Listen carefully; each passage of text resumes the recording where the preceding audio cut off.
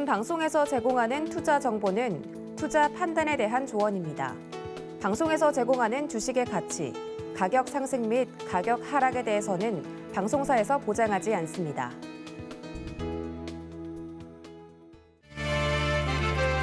안녕하십니까. 마감임박 60분의 승부 최슬기입니다. 양대 시장 모두 연저점을 경신하면서 끝모를 하락세를 이어가고 있습니다. 공포심이 계속해서 더해지고 있는 장. 사실 오늘 장 문을 열기가 두려웠던 이유 많이 있었습니다만 그중에 하나는 과연 전기요금이 인상될 것인가 하는 부분이었습니다. 한국전력 적자가 최대 30조 원으로 전망되는 상황이다 보니까 주말 사이 뉴스 헤드라인은 정부도 두 손 다 들었다. 이런 문구로 장식이 됐습니다. 그런데 그나마 다행인 걸까요? 잠시 이 결정에 브레이크가 걸렸습니다. 갑자기 한전 적자 폭이 줄어들 구멍이라도 생긴 걸까요? 앵커 브리핑 시작합니다. 19일 제1회 비상경제장관회의가 열리면서 주말 사이 전기요금 인상과 관련된 기사들이 쏟아져 나왔습니다. 추경호 부총리 겸 기획재정부 장관은 이 회의에서 전기와 가스는 국제 에너지 가격 급등으로 생산 원가 부담이 가중되고 있는 상황이라면서 철도와 우편 등 중앙지방 공공요금은 하반기 동결 방침을 밝힌 데 이어서 전기가스 요금만큼은 인상 여지를 남겨뒀습니다. 전력시장의 이 주무 부처인 산업통상자원부의 박일준 차관 역시 최근 기자간담회에서 요금 인상은 불가피한 상황이다라고 밝힌 바 있죠. 그도 그럴 게 한전의 올해 1분기 영업 연결 기준 영업 손실은 약 7조 7,900억 원가량으로 지난해 연간 영업 손실 5조 8,601억 원을 진작에 넘어선 데다가 러시아 우크라이나 전쟁 장기화로 배럴당 120달러 선을 오르내리는 고유가 상황이 쉽게 잠재워질 가능성이 보이지 않기 때문입니다. 사실 오늘 기재부와 산업부는 한전이 제출한 3분기 연료비 조정 단가 인상안을 검토한 뒤에 인상 여부에 대한 답변을 내놔야 했습니다. 하지만 돌연 답변을 연기했는데요. 산업부는 한전의 자구 노력과 제도 개선으로 인상폭을 줄일 수 있는 부분이 얼마나 되는지 검토 중이라고 밝혔습니다. 그런데요, 한국전력, 적자, 이런 키워드로 기사를 검색하면 한전의 적자 원인은 지난 정부의 탈원전 정책 때문인 것처럼 쓰여 있습니다. 정말 탈원전을 탈하는 게 방법인 걸까요? 그렇다면 오늘 전해진 이 소식, 한전은 아랍에미리트 원자력공사의 합작회사인 UAE 원전 운영법인이 지난 17일 UAE 원자력 규제기관으로부터 바라카 원전 3호기에 운영 허가를 취득했다라고 오늘 밝혔는데요. 탈원전을 벗어나서 원전 회복으로, 즉 복원전을 선언한 윤석열 정부는 2030년까지 해외 원전을 10개 이상 수주를 목표로 제시했습니다. 바라카가 본격 가동 준비에 들어가면서 이 목표에도 청신호가 켜졌다. 이런 보도들이 계속해서 나오는데요. 많은 언론이 한전의 위기를 탈원전에서 찾았던 만큼 이제 한전은 적자에서 벗어날 수 있게 되는 걸까요? 한편 윤석열 정부 최대 수혜주로 꼽혀오던 건설주. 막상 정권이 시작되고 나서는 치솟는 원자재값 상승 등 여러 악재에 움츠러든 모습인데요.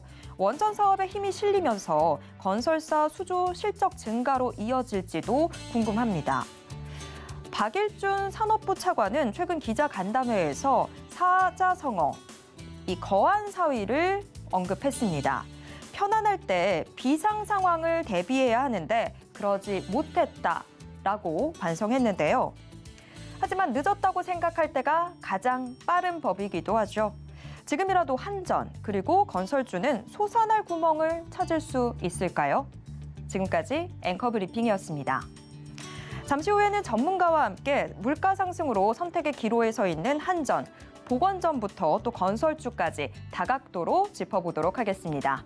그럼 마감임박 60분의 승부 시작합니다.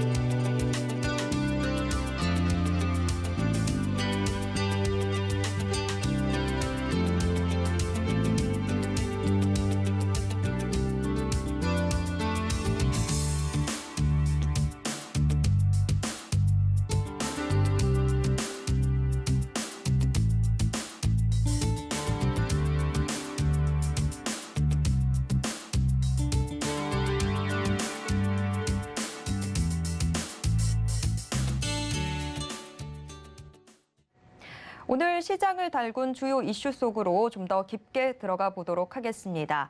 오늘은 루크투자연구소 대표 임순재 대표와 함께하도록 하겠습니다. 대표님 어서 오세요. 네, 안녕하십니까? 네. 한전의 UAE 원전 3호기 운영 허가 취득과 본격적인 가동 준비 소식이 전해졌습니다.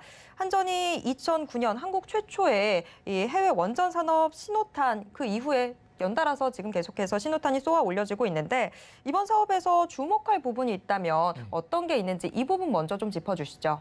네, 뭐 UAE 원전은 뭐 많이 들어보셨을 겁니다. 2009년도에 이제 우리나라에서 첫 번째로 수주한 해외 원전이다라고 보시면 될 것 같고요. 총 이제 4호기를 이제 수주를 했습니다. 뭐 한국형 원전형인 이제 APR 이제 1,400을 설치하는 걸로 그렇게 얘기가 됐고요.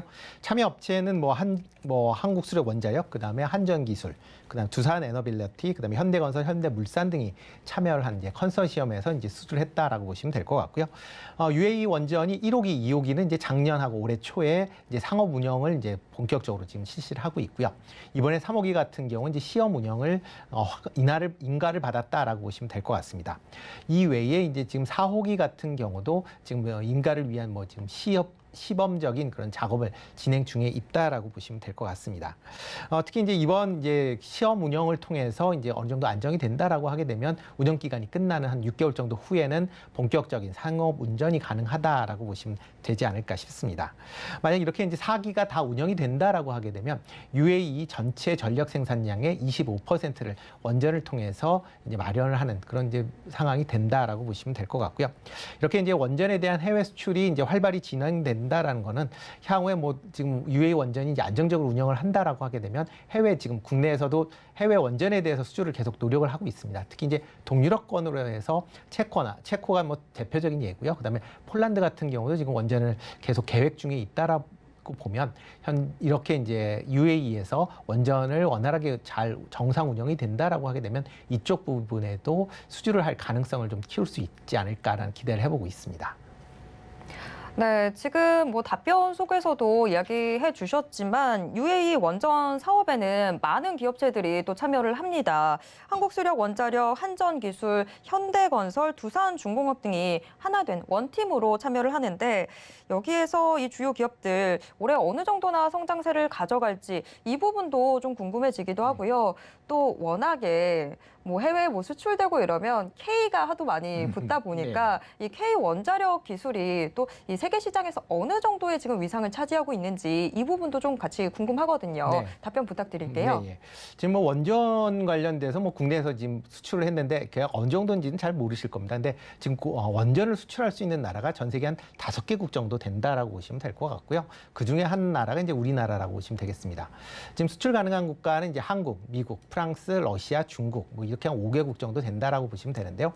그 중에서 미국은 설계 관련된 기술은 상당히 발전이 돼 있지만 시공은 최근에 거의 안 했기 때문에 시공 관련 쪽으로는 좀 취약한 그런 모습들을 보이고 있습니다. 그렇기 때문에 원전에 대한 설계, 시공, 운영까지 다 할 수 있는 나라는 지금 뭐 한국, 프랑스, 러시아, 중국 정도다라고 보시면 될 것 같고요. 그만큼 이제 국내 원전 기술이 상당 수준에 올라와 있다라고 보시면 될 것 같습니다. 특히 이제 그 최근에는 이제 원전 관련돼서 이제 각국에서 지금 발주를 이제 많이 하려고 지금 예정들을 하고 있는 그런 상황인데요. 이렇게 원전에 발주를 한다라고 하게 되면 지금 가장 뭐 유력한 나라가 보면 한국하고 프랑스가 아닌가 싶습니다. 러시아 같은 경우는 지금 뭐 우크라이나 러시아 전쟁으로 인해서 경제 제재로 러시아 기업들의 이제 해외 진출 상당 부분 제약이 된 수밖에 없는 그런 상황이고요. 중국 기업은 뭐 원전을 많이 건설을 하고 있지만 대부분 내수 중심이고 해외 같은 경우는 아직까지는 중국 그 원전 기술에 대한 이제 불안감이 상존해 있기 때문에 상대적으로 원전 수주에는 조금 어려운 그런 모습을 좀 보이고 있습니다. 그러다 보면 뭐 국내에서 기술이 상당 부분 된다라고 예상이 되고 있고요. 특히 이제 UAE 원전이 이제 정상 가동을 하면서 국내 원전 기술이 국내뿐만 아니라 해외에서도 상당 부분 이제 발현을 하는 그런 기회가 됐다라고 보시면 될 것 같습니다. 그렇기 때문에 현 상황에서는 뭐 국내 원전 기술이 뭐 상당 부분 인정이 돼 있는 상황이어서 뭐 해외에서 지금 원전을 뭐 신규 수주로 발주하고자 하는 나라들은 일단 국내 원전 기술에 상당 부분 관심을 갖고 있는 상황이다라고 보시면 되겠습니다. 네, 우리나라 원전 관련 기술들이 굉장히 세계적인 그런 수준이군요. 그런데 이런 상황이었는데 과거 문재인 정부에서 탈원전 정책들을 계속해서 얘기를 하다 보니 그래서 한국전력이 지금 적자에 쌓여 있다 이런 이야기들도 주요 언론 보도에서 네. 나오더라고요. 그런데 이것보다는 지금 워낙에 에너지 관련 원자재들이 가격이 치솟다 보니까 국제 유가가 점점 더 높아지는 게 오히려 적자에 더 큰 영향을 미치고 있지 않나 이런 생각도 들거든요. 네. 대표님은 어떻게 보시나요? 네, 아마 지금 원전이 이제 그러니까 한전이 적자가 되는 경우에 여러 가지 이유가 있다라고 보시면 될 것 같습니다. 뭐 가장 큰 이유는 아마 국제 석유 가격의 이제 상승세, 그다음에 뭐 탈원전 정책, 그다음에 신재생에너지 확대에 따른 영향이다라고 보시면 될 것 같은데요. 그중에서 이제 일부 요즘에 이제 탈원전에 관련돼서 아마 한전 적자가 커지고 있다라는 그런 이제 해석을 하는 뭐 경우가 있습니다.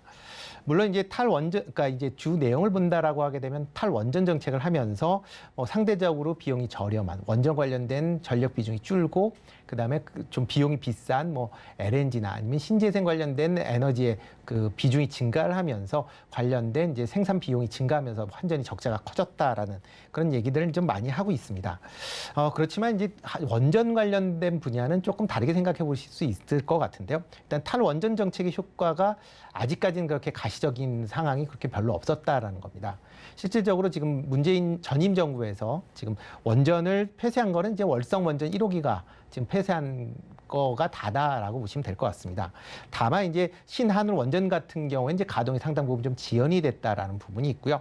그다음에 일부 지금 계획하고 있었던 뭐 원전 관련돼서 공사가 이제 취소나 아니면 뭐 미뤄지면서 지금 관련된 완공 시기가 지연이 됐다라는 겁니다. 근데 이렇게 지금 취소가 되거나 지연이 된 원전 같은 경우도 최종적으로 준공 시점은 2026년에서 2027년 이후로 지금 잡혀 있는 그런 상황입니다. 그렇기 때문에 지금 당장에 원전 때문에 뭐 전기 가격이 뭐 한전이 적자가 됐다라고 표현하기에는 조금 무리가 있는 거 아닌가라는 생각이 들고 있습니다.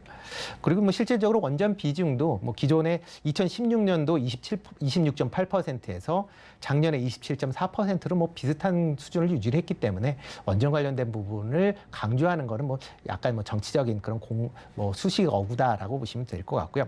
다만 이제 국제 원자재 가격, 특히 이제 석유나 가스 가격의 상승세가 아마 적자의 가장 주 요인으로 이제 그렇게 판단하시면 어떨까 싶습니다. 과거에 이제 그 국제 원유 가격이 안정이 됐었던 2014년도에서 2017년도까지 한전이 큰 폭의 흑자를 기록을 했던 전력이 있습니다. 그때 당시 이제 유가 수준이 $50 전후에서 움직였기 때문에 그만큼 한전 입장에서 보면 큰 흑자를 기록을 했는데 최근에 이제 유가가 $120 전후로까지 이제 상승을 할 만큼 유가 상승률이 이제 급격하게 이루어졌습니다. 그러다 보니까 당연히 그런 이제 관련된 그 원재료를 수입하는 한전에서의 전력 생산 비용이 증가를 하면서 한전의 적자가 커졌다라고 보시면 될 것 같고요. 또 하나가 이제 국내에서 석탄 발전 비중이 감소를 하고 LNG 관련 비중이 증가를 했습니다. 뭐 이유는 뭐 대부분 다 아시다시피 그 탄소 배출 제로에 관련된 그런 이제 이슈들 때문에 석탄 발전의 양을 계속 줄였다라고 보시면 될 것 같은데요. 2017년도에 43% 비중에서 작년에 34%까지 이제 줄였습니다. 대신 이제 상대적으로 탄소 배출이 적은 이제 LNG 발전이 이제 증가를 했는데요. 2017년도에 22.8%에 작년에서 29.2%까지 급증을 했습니다. 근데 이렇게 급증을 하면서 석탄에 비해서 LNG 관련된 그 가격이 한 1.5배 정도 비쌉니다. 그러니까 이렇게 저렴한 석탄 발전을 줄이고 그다음에 고비용의 LNG 발전이 증가를 하면서 한전 적자가 좀 더 확대된 측면은 분명히 있다라고 보시면 될 것 같고요. 특히 이제 신재생 에너지에 대해서 높은 가격으로 이제 의무 구매를 해야 되는 그런 또 그 그러니까 그런 내용도 있기 때문에 그런 부분이 복합적으로 작용을 하면서 적자 폭이 좀 확대된 거 아닌가라는 생각을 해봅니다. 네, 지금 뭐 이야기해 주신 내용 중에서 그러면 일부에서 말하는 계속 한전의 적자 요인으로 탈원전을 언급하는 것은 어떤 좀 특정한 목적이 있는 것 같다라고 이야기를 해 주셨는데 원래는 오늘 산업부와 기재부는 한국전력의 이 요금 인상안에 대해서 인상을 할 것인지 말 것인지 답변을 해야 했습니다. 다만 산업부가 좀 자구책을 좀 보고 난 이후에 조금 더 결정을 해보도록 하겠다라고 하면서 오늘 결정을 미뤘는데 지금 이 원전 관련돼 있는 이 사업들이 좀 자구책으로 작용을 해줄 수는 있을까요? 일단 먼저 말씀드리면 조금 기간은 좀 어렵지 않을까라는 좀 생각을 해보고 있습니다. 뭐 일단 가장 중요한 게 한전에서 지금 상황에서는 전기료 인상을 통해서 적자폭을 줄이는 방법밖에 없다라고 보여지고 있고요. 물론 이제 전기 요금을 이제 오늘 이제 발표를 할 것이다라는 얘기를 나왔다가 지금 이제 수년이 되는 그런 모습을 보였습니다. 그 이유 중에 가장 큰 이유는 아마 물가 상승률 영향이 제일 크다라고 보여지고요. 뭐 지난 5월 달에 5.4% 물가 상승률을 기록을 했는데 아마 지금 뭐 6월 달이나 아니면 7월 달에는 6%가 넘는 물가 상승률을 기록을 할 것이다라는 이제 예측치가 계속 나오고 있습니다. 뭐 이렇게 이제 예측치가 나온다 보면 만약 전기료를 인상을 한다라고 하면 하반기에는 뭐 6%대의 뭐 물가 상승률은 뭐 거의 기정사실화 될 거고요. 그러다 보면 정부 입장에서 보면 상당히 부담스러울 수밖에 없다라고 보시면 되겠습니다. 그렇기 때문에 한전에다 이제 보다 많은 자구책을 지금 요청을 하고 있는 그런 상황이고요. 한국전력도 이제 이런 그 적자 규모가 커지고 또 이제 전기 인상을 위한 이제 명분 쌓기 차원에서 지금 자구책을 6조 원가량 마련하겠다라고 이제 발표를 한 그런 상황입니다. 뭐 이를 통해서 이제 계열사 지분, 그다음에 보유 부동산, 그다음에 해외 발전소 지분 등을 매각을 할 것이다라고 얘기를 하고 있고요. 대표로 지금 뭐 계획하고 있는 거는 한전 기술의 지분 14.77%를 이제 매각을 하겠다라는 얘기도 하고 있고요. 그다음에 국내 부동산이나 뭐 여러 이제 기타 이제 지분을 매각을 하겠다라고 얘기를 하고 있습니다. 그래서 매각 가능한 부동산은 다 매각을 하겠다라고 얘기를 할 만큼 급박하게 이제 얘기를 하고 있고요. 실제적으로 지금까지 올해에만 1조 3천억 정도의 부동산이나 계열사 지분을 매각을 했고요. 추가적으로 지금 지분 매각을 지금 준비 중에 있는 그런 상황이다라고 보시면 되겠습니다. 그렇지만 이제 이런 한전의 자구책 6조 원 정도 되면 상당히 큰 금액임에도 불구하고 1분기에 적자 금액 7조 8천억에 비하면 여전히 부족한 그런 상황이고요. 뭐 이렇기 때문에 어쩔 수 없이 한전의 그 전력요금 인상은 불가피한 거 아닌가라는 생각을 해보고 있습니다.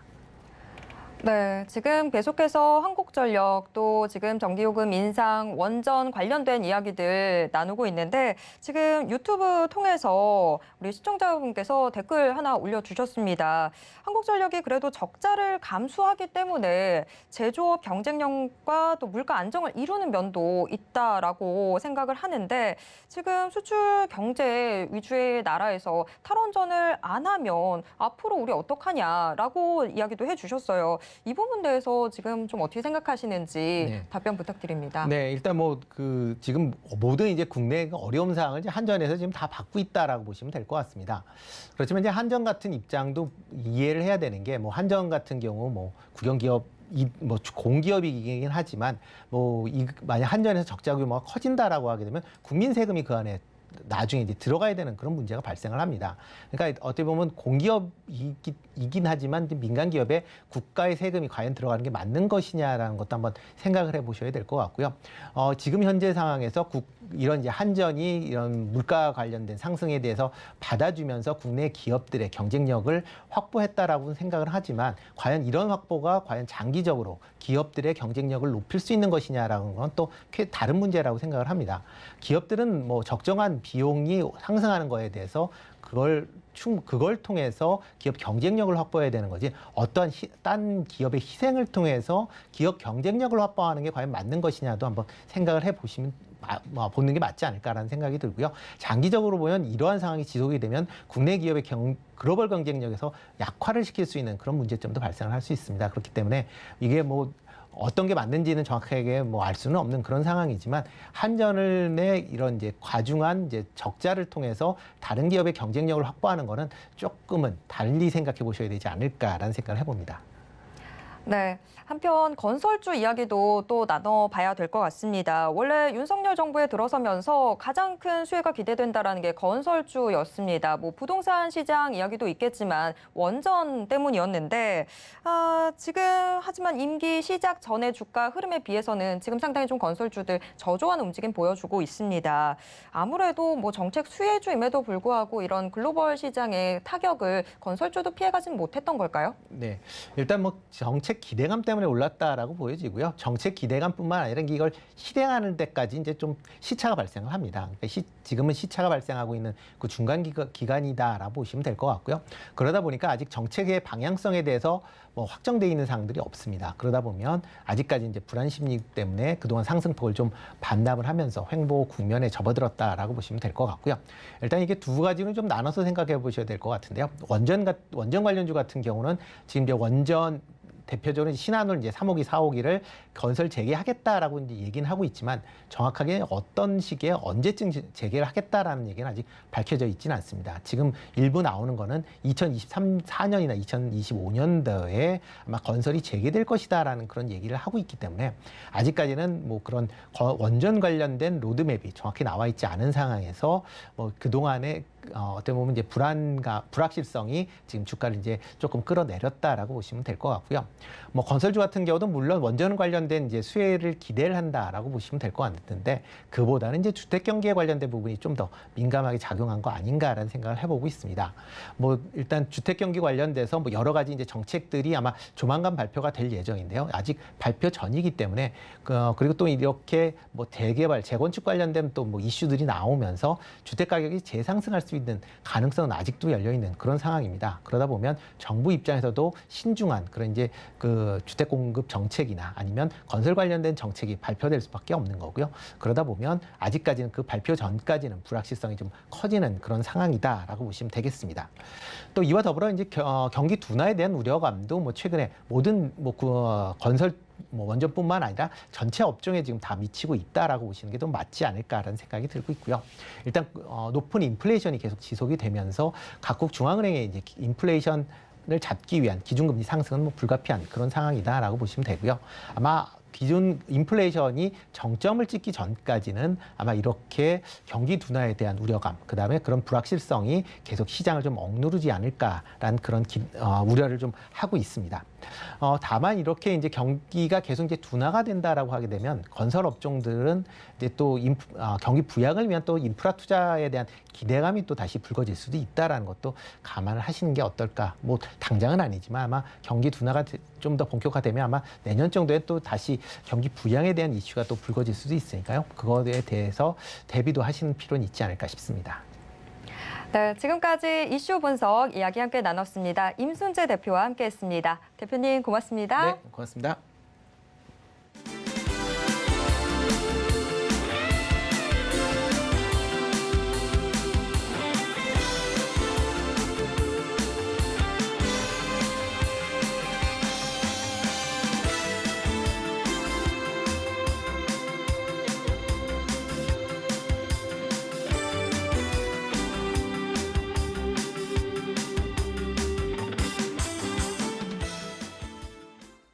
마감까지 얼마 남지 않은 이 시간, 오늘 시장을 움직이는 키워드 분석과 함께 내일장 특징주까지 함께 체크해 보도록 하겠습니다. 키워드 식스센스, 오늘은 인베스팅 코리아의 이주호 연구원과 함께하도록 하겠습니다. 연구원님 안녕하세요. 네, 안녕하세요. 반갑습니다. 네, 오늘 시장 정말 끝없이 빠지고 있습니다. 코스피, 코스닥 모두 장중에 연저점을 새로 썼는데요. 오늘 시장 좀 어떻게 보셨는지 우선 시장 한마디 들어보겠습니다.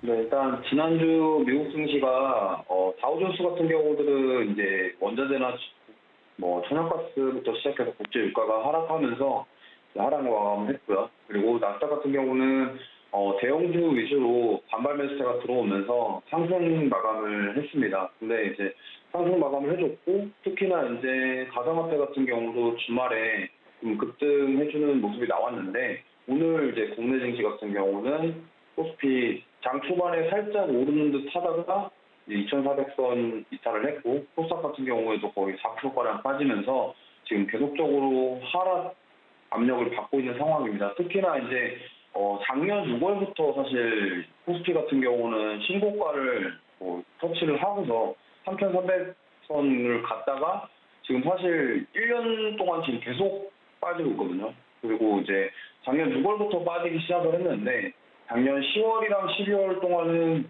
이 정도는 이제 그냥 단순 조정이겠지 그러면서 이제 많은 투자자분들이 그때 좀 많이 매수를 하셨을 것 같아요. 그래가지고 이제 올해 들어와서 이제 1월부터 6월까지 계속 하락이 나오다 보니까 지금 뭐 삼성전자도 신저가를 계속 경신하고 있고 대부분의 많은 투자자분들께서 좀 뭐 힘드신 상황이라고 생각하고 있습니다.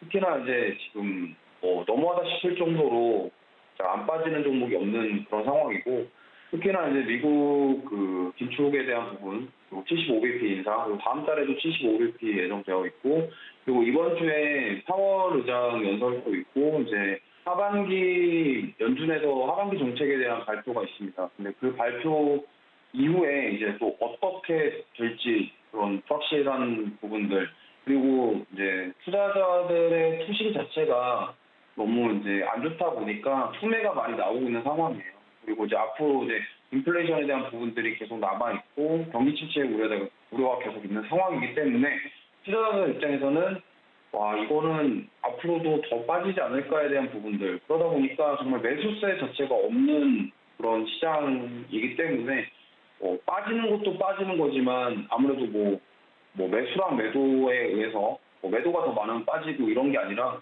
지금 아예 현저하게 매수세 자체가 없기 때문에 좀 더 빠진다 이렇게 보시면 되겠고요. 생각보다 미국이나 중화권 증시 같은 경우는 잘 버텨주고 있어요. 근데 유독 국내 증시만 이렇게 힘을 내지 못하는 이유, 특히나 이제 신흥국 위주로 좀 많이 힘을 내지 못한다. 근데 중국 같은 경우는 좀 별개인 게 중국은 오히려 지금 경기 부양책을 펼치고 있기 때문에 미국의 그런 어떤 통화 정책과 좀 반대로 움직이는 성향이 있습니다. 그러다 보니까 지금 미국에서 시행하고 있는 그런 비축에 대한 부분을 중국은 좀 영향을 덜 받는다 이렇게 보시면 될 것 같아요.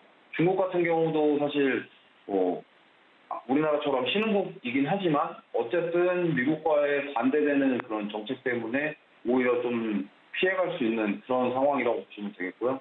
그래서 우리가 결국에는 관심을 가져야 하고 주목해야 될 부분은 아까 말씀드린 것처럼 이제 7월 달에 75bp 금리 인상에 대한 부분, 그리고 이제 하반기 8월, 9월, 그리고 앞으로 어떻게 연준에서 대응을 할 거고, 인플레를 잡기 위해서 뭐 빅스텝, 그다음에 더 나가서 100bp까지도 가능성을 열어두고 인플레 잡는 데 집중할 것인지에 따라서 또 증시가 방향성이 결정될 것이라고 이렇게 좀 보고 있습니다.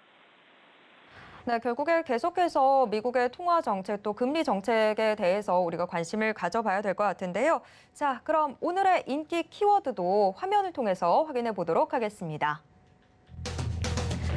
키워드 식센스 오늘의 6개의 키워드 공개됐습니다. 사료, 음식료 관련주들 오늘의 키워드로 선정됐고요. 발사가 한 차례 연기됐었던 누리호, 지금 2차 발사 기대감 높아지면서 우주항공 산업 관련주들 키워드로 선정됐습니다. 에너지 관련 종목들 또 이슈들 계속해서 나오고 있는 상황인데요. 태양광, 네온가스, 연방가스 등도 지금 현재 키워드로 선정됐습니다. 한편 중국의 시노펙 공장이 화재 소식 전해지면서 롯데케미칼 등이 반사 이익 기대된다라는 소식 전해지고 있는 상황입니다. 자, 여기에 관련 특징주들 6개 화면에 공개됐습니다. 이 중에서 오늘 저희가 좀 더 깊게 들어가 볼 종목, 고려산업, AP위성, OCI입니다.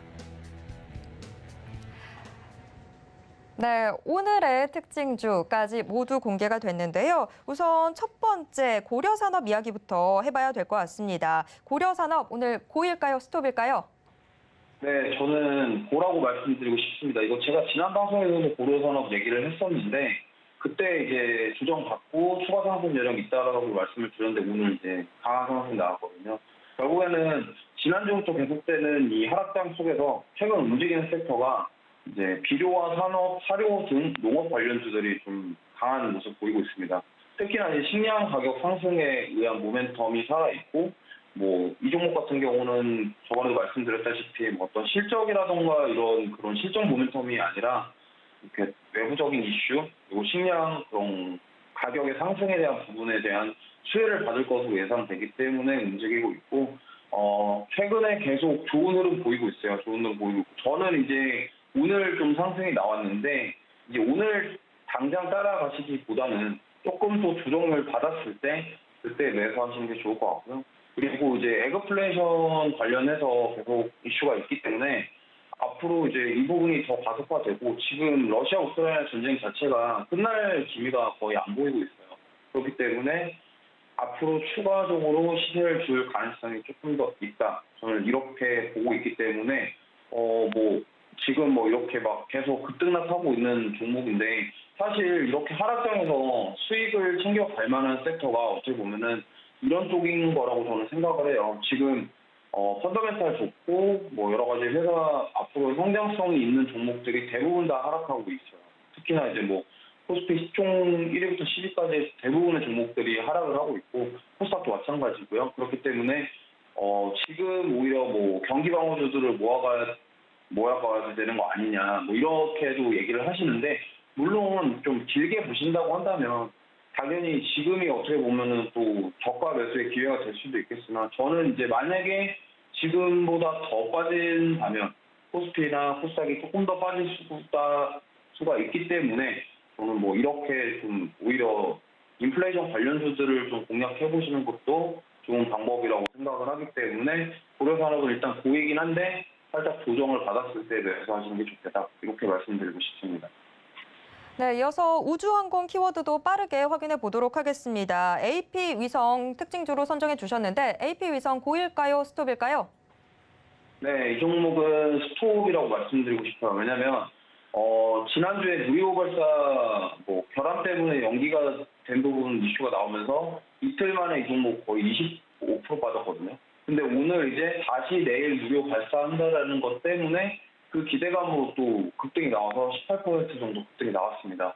사실 이게 참 애매한 게 개인 투자자분들 입장에서 미리 이제 누리호 발사 전에 지난주 6월 초부터 매수하셨던 분들은 사실 25%라는 급락이 나오면서 보통은 손절을 하셨거나 거의 이제 이걸 추가 매수해야겠다라는 생각을 가지신 분이 거의 없었을 거예요. 근데 만약에 이제 오늘 그때 버티시고 오늘 만약에 올라갈 때 추가 매수를 했거나 아니면 어느 정도 올라왔을 때 지금 오늘 매도를 하셔서 좀 불확실성에 대한 부분에 대해서 좀 해소하시는 게 좋고 오히려 현금 챙겨가시는 게 저는 좋다고 보고 있어요. 왜냐하면 만약에 내일 또 누리호 발사에 대해서 또 문제가 생기거나 이슈가 나오게 되면 또 빠질 거거든요. 그렇기 때문에 시장이 이렇게 불안하고 투심이 안 좋은 상황에서 투매가 계속 나오는 상황인데 그런 뉴스 하나에 되게 크게 주가가 반응할 수 있기 때문에 그 부분을 감안하셔서 저는 오히려 스톱이라고 말씀드리고 싶습니다.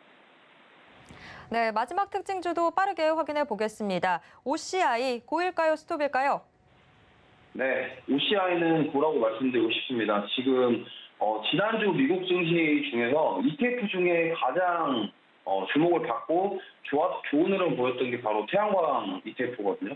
근데 이제 전 세계적으로 지금 고유가 시대이고 그다음에 미국 정책, 유럽 정책 자체가 탄소 중립을 외치고 있기 때문에 저는 이제 신재생 에너지들이 좀 계속적으로 주목을 받을 거라고 보고 있어요. 특히나 풍력이라던가 태양광 그리고 수소 관련된 수소 에너지, 수소 경제 그렇기 때문에 이제 신재생 에너지 섹터는 저는 고라고 말씀드리고 싶은데 일단 이거는 한 번에 절대 많이 사시면 안 되고 조금씩 모아간다 생각하시면 좋을 것 같아요. 그리고 이게 사실 신재생 에너지 중에 태양광이라던가 풍력 같은 경우는 이게 하루아침에 뭔가 인프라가 구축이 돼서 그게 활성화돼갖고 그 에너지를 사용할 수가 없어요. 그렇기 때문에 이게 구축되는 시점까지 투자가 필요하고 또 여러 가지 정부 정책이라던가 이런 여러 가지 것들이 많이 결합이 돼서 나중에 빛을 발하게 되기 때문에 이거를 하루아침에 좀 단기로 보고 대응하시기보다는 저는 이런 OCI나 여러 가지 태양광 에너지 관련주들 그리고 풍력까지도 보셔도 좋을 것 같고요. 그러니까 그런 신재생 에너지 섹터들은 조금씩 모아가는 전략으로 가져가셨으면 좋겠다. 저는 그래서 OCI를 오늘 보라고 말씀드리고 싶습니다. 네, 키워드를 통해서 오늘장 특징주 분석하는 키워드 식스센스 이주호 연구원과 함께했습니다. 연구원님 고맙습니다. 네, 감사합니다.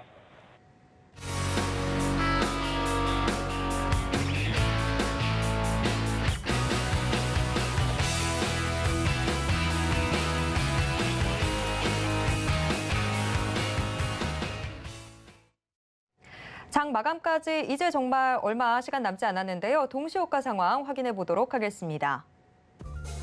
오늘 코스피 지수 1.96% 하락한 2,393포인트 선에서 거래 마칠 것으로 예상됩니다. 오늘 코스피 계속해서 내림세를 이어나가고 있습니다. 개장 직후에 하락 전환해서 종일 낙폭 확대해 나갔는데요. 2,375선까지 밀리면서 올해 연저점 새로 썼습니다. 결국 2,400선 밑에서 거래 마칠 것으로 예상됩니다. 이어서 코스피 수급입니다. 오늘 지수를 끌어내리고 있는 주 요인은 외국인인데요. 외국인 장중 내내 매도 규모 확대하고 있습니다. 현물뿐만 아니라 선물 시장에서도 물량 던지면서 지수의 하방 압력 더욱더 가중되고 있습니다. 이어서 시가총액 상위 종목들 움직임 확인해 보도록 하겠습니다. 1위에서 5위권 종목들 모두 하락하고 있습니다. 오만전자라는 증권가 경고가 삼성전자 이제 현실이 됐는데요. 오늘도 52주 신저가 경신했고 삼성전자 우선주도 역시나 신저가 새로 썼습니다. LG에너지솔루션 오늘 낙폭이 상당히 큽니다. 3% 가까이 하락하면서 41만 3천 원 선 기록하고 있습니다. 다음 확인해 보도록 하겠습니다. 6위에서 10위권 종목들은 혼조세를 보여주고 있습니다. 2분기 실적 기대감이 커지면서 지금 삼성 SDI는 소폭의 오름세 보여주고 있습니다. 또 전기차 시장에서의 기대감이 상당한 현대차 역시 빨간불 들어와 있는 모습입니다. 반면 외국인 매도세에 집중되고 있는 네이버, 카카오는 오늘도 동반 신저가 기록을 썼습니다. 코스닥 시장으로 넘어가 보도록 하겠습니다. 코스닥 오늘 3.47% 하락한 770선에서 거래 마칠 것으로 예상되고 있습니다. 코스닥 시장 오늘 800선 위에서 거래를 시작했었는데 장중에 4% 넘게 낙폭 확대하는 모습 보여졌습니다. 그래도 장 후반 들어서 소폭 낙폭 좁히고 있습니다. 이어서 코스닥 수급입니다. 코스닥 시장에서도 외국인 매도세가 두드러지고 있습니다. 외국인 현재 1,560억 원가량 던지고 있습니다. 코스닥 시가총액 상위 종목 1위에서 5위권 종목들 전 종목 모두 하락하고 있습니다. 특히나 대표적인 성장주, 게임주들의 낙폭 큰 상황입니다.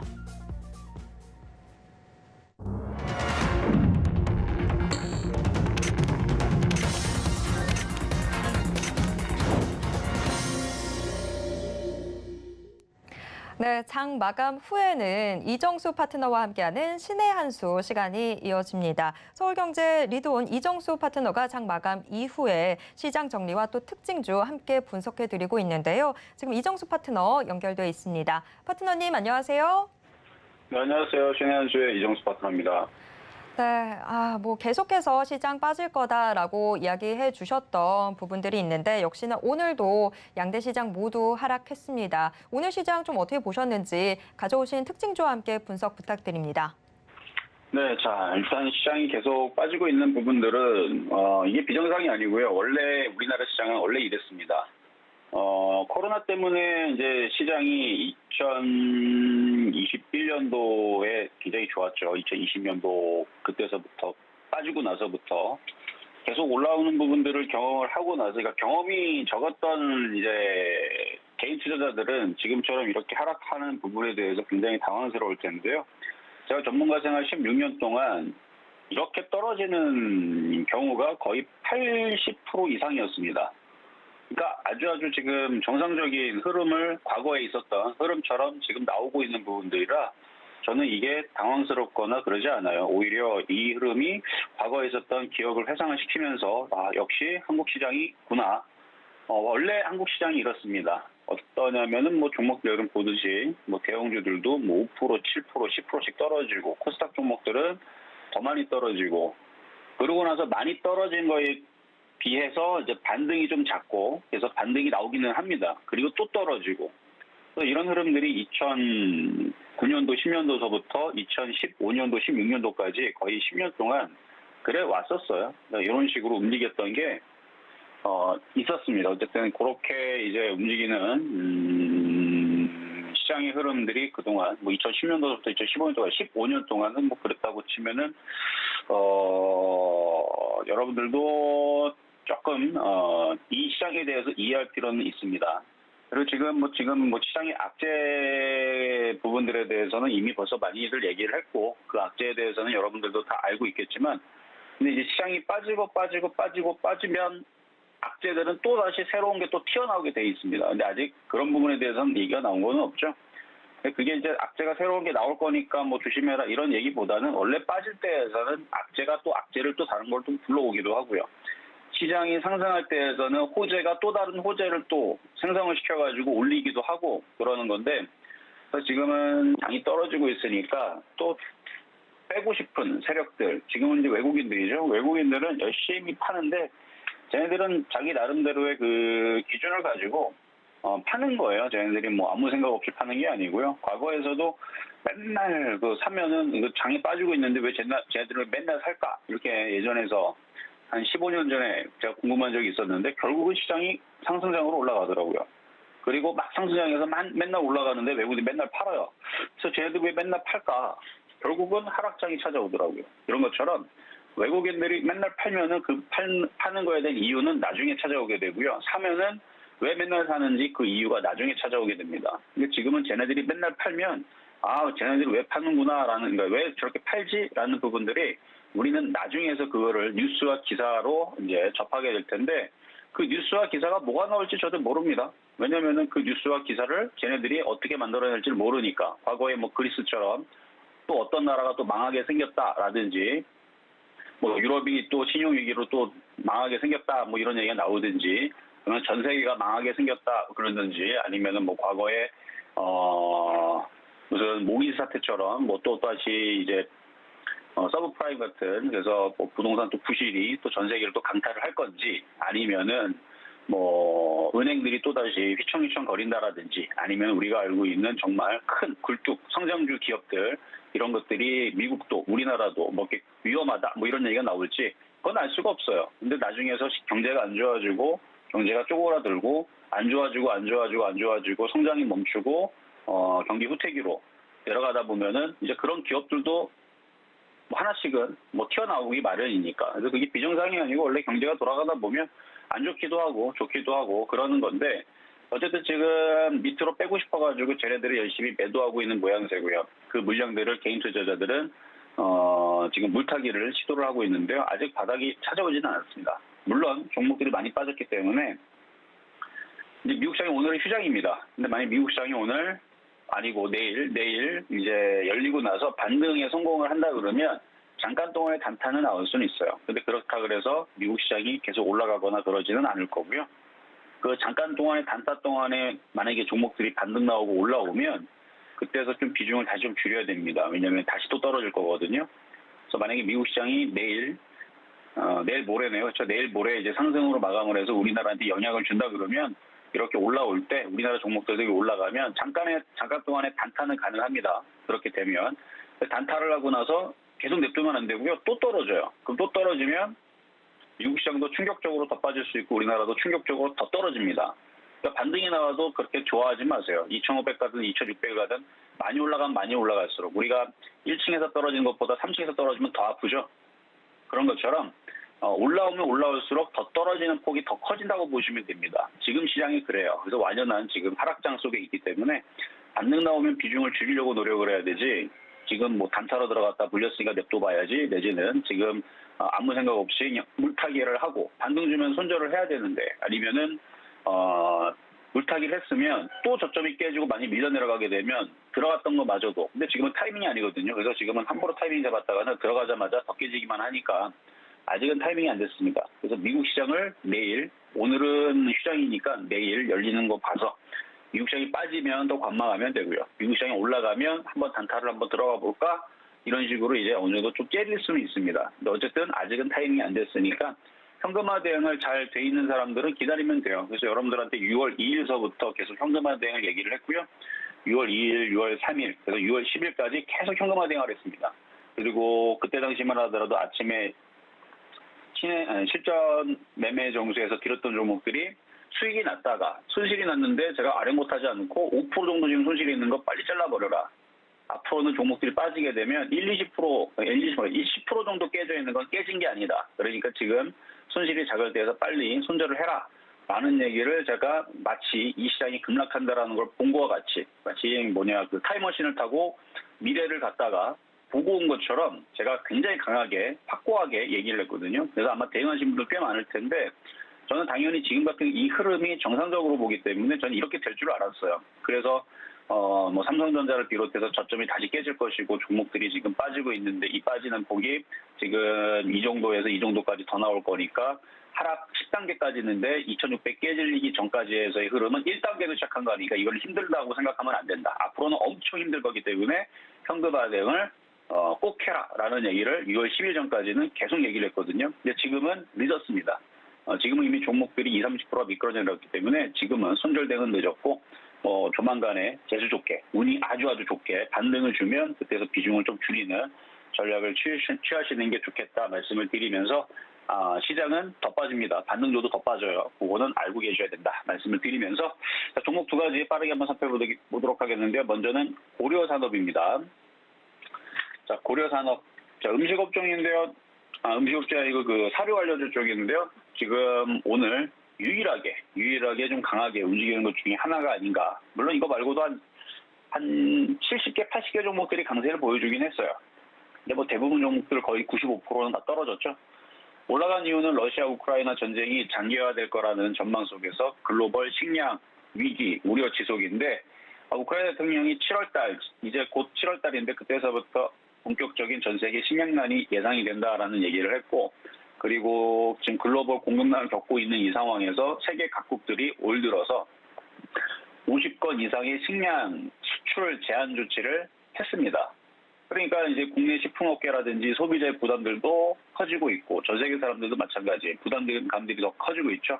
예를 들어 구체적으로는 이제 소맥과 대두유, 팜유에 대한 수출 제한 조치가 많았고 그다음에 이제 이걸로 인해서 국내 사료와 가공식품, 그다음에 낙농업 등 낙농업 품들 이런 이제 물가 상승에 이제 영향을 주고 있고 그러니까 이제 가격들이 계속 올라가죠. 거기다가 전쟁뿐만 아니라 가뭄으로 인해서 밀 생산이 작년에 굉장히 줄었고 올해도 쉽지 않죠. 그래서 작년에서도 그 가뭄으로 인해서 밀 생산이 많이 줄었다 그러는데 올해도 지금 가뭄 때문에 밀 생산이 줄면서 전 세계가 밀대란, 그러니까 밀가루죠, 밀가루, 그래서 빵 이런 것들 이제 라면, 과자 다 밀가루 만드는데 밀대란에 시달리고 있다라는 점도 주가의 상승에 좀 요인으로 좀 작용되고 있는데요. 그러면 이거를 갖고 있는 사람들 어떻게 되느냐? 팔아야 됩니다. 없는 사람들은 건들면 안 돼요. 그냥 관상용입니다. 그냥 보시기만 하면 돼요. 그냥 이런 게 하나 있구나 정도로만 보시면 될 것 같고요. 다음은 삼성전자인데요. 시간이 거의 40분 다 됐기 때문에 이거는 좀 짧게만 얘기를 하고 더 자세한 얘기는 유튜브 소통 시간에 말씀드릴게요. 하반기 메모리 가격 하락 전망 얘기 나왔습니다. 그럴 줄 알았어요. 경기 침체로 가고 있기 때문에 어쩔 수 없어요. 그래서 성장주들 떨어질 수밖에 없다. 그래서 여기 전저점 반드시 깨질 거니까 여기 올라올 때 반드시 깨질 거니까 조심하시라고 그랬죠. 이미 일은 벌어졌고요. 이제는 손절은 늦었습니다. 그 정도만 말씀을 좀 드리겠고 관망하셔야 돼요. 지금 추가 매수가 답이 아닙니다. 자, 그리고 실전 매매 정도에서 말씀드렸던 종목 오리온이 있었는데 오늘도 강하더라고요. 오늘 강한데 팔아야 돼요. 지금은 현금화를 해놓고 이렇게 올라와 있으면 수익이잖아요. 16% 넘게 수익인데 팔아놓고 기다리면 이걸 더 다시 싸게 살 수 있습니다. 자, 그럼 정리하겠습니다. 자, 시장 점수는 60점 양, 매수 포인트도 60점 양, 반도체 IT 건들면 안 돼요. 60점 양 평가하도록 하겠습니다. 여기까지 이정수의 신현수였습니다. 네, 이번 주말 이정수 파트너의 강연회도 준비되어 있습니다. 토요일 오후 1시부터 3시에는 대구 영남일보 사옥에서 또 일요일 오후 2시부터 4시에는 부산의 부산일보 사옥에서 진행되는데요. 급락장 뒤에 찾아올 기회를 고민하고 계신 우리 시청자분들이라면 함께 보시길 추천드리도록 하겠습니다. 그리고 자세한 강연의 내용과 힘든 시장에서도 장중에 이정수 파트너와 함께하고 싶으신 분들은 문자 받는 사람 번호에 샵 0082번 입력하신 후에 신의 한 수라고 적어서 문자 보내주시면 이정수 파트너의 노란톡 오픈 채팅방 입장도 도와드리도록 하겠습니다. 자, 지금까지 이정수 파트너와 함께한 신의 한 수였습니다. 파트너님 고맙습니다. 네, 감사합니다. 네, 마감 임박 60분의 승부 또 1시간 숨가쁘게 달려왔습니다. 오늘 방송은 이쯤에서 정리를 해봐야 될 것 같은데요. 참고로 본 방송에서 제공해드리는 정보는 투자 판단에 대한 조언일 뿐 해당 주식의 가치와 수익률을 보장하진 않습니다. 또 서울경제TV, 서울경제신문은 당사의 브랜드입니다. 서울경제증권TV와는 무관하다라는 점 꼭 기억해 주시길 바랍니다. 계속해서 힘든 장이 이어지고 있습니다. 오늘도 서울경제TV와 함께 하시면서 성공적인 투자 하시길 바랍니다. 저는 내일 이 시간 다시 돌아오겠습니다. 고맙습니다.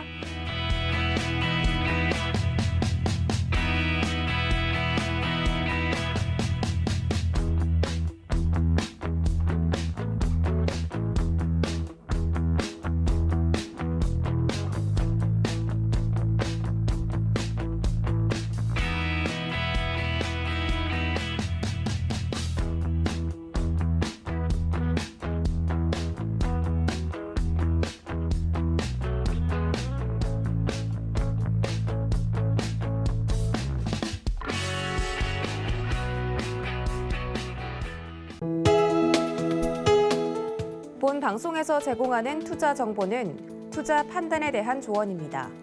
방송에서 제공하는 주식의 가치, 가격 상승 및 가격 하락에 대해서는 방송사에서 보장하지 않습니다.